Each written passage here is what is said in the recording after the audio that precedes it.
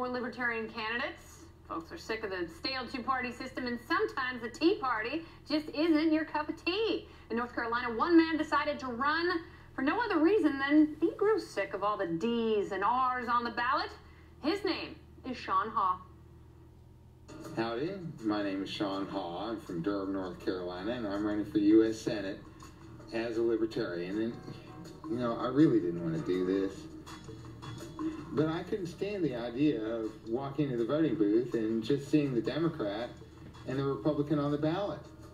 Because I couldn't vote for either of them, no matter who wins the primaries. We just keep ending up with more war and more debt and more of the same problems, and it just keeps getting worse. And I saw that as a Libertarian, I had the opportunity to offer another choice. What a firecracker. Sean is here sharing his message of mild ambivalence with this Eric Cantor news out of Virginia. Maybe people are going to pay closer attention to your race now, Sean. Well, I'm already getting a lot more attention, and I'm having a lot of fun with it. Were you drunk in that video, by the way? No, actually, I really don't drink that much. It's the funny thing. People who watch my videos probably witness about half of my drinking. Literally. I have a meeting I go to every Tuesday night where I have a couple, but other than that, I really don't drink that much. But I wanted to show people, you know, just myself, just be a normal guy instead of some packaged product. All right, so does this Eric Cantor news, the fact that he lost in a primary, does this fill your sails? Can you win in North Carolina? Are you going to be North Carolina's next United States Senator? It could happen if people in North Carolina want to send me. I will go, despite my ambivalence about the whole idea to begin with.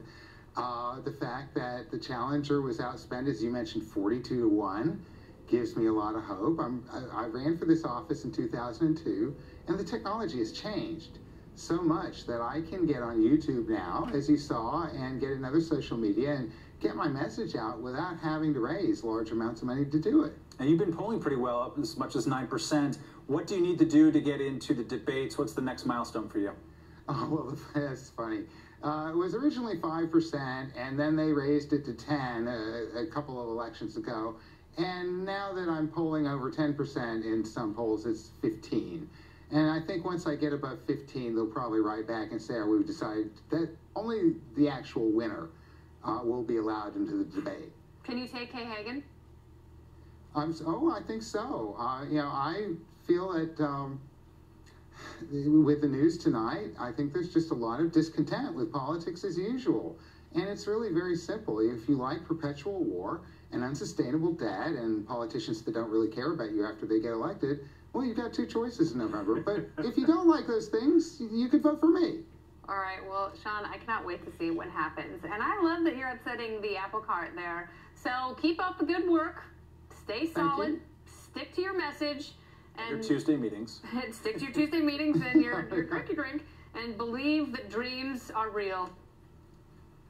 Well, you know, like I said, I did it as an act of conscience. If I get more votes than other than me and my wife, I feel like it'll be a big bonus.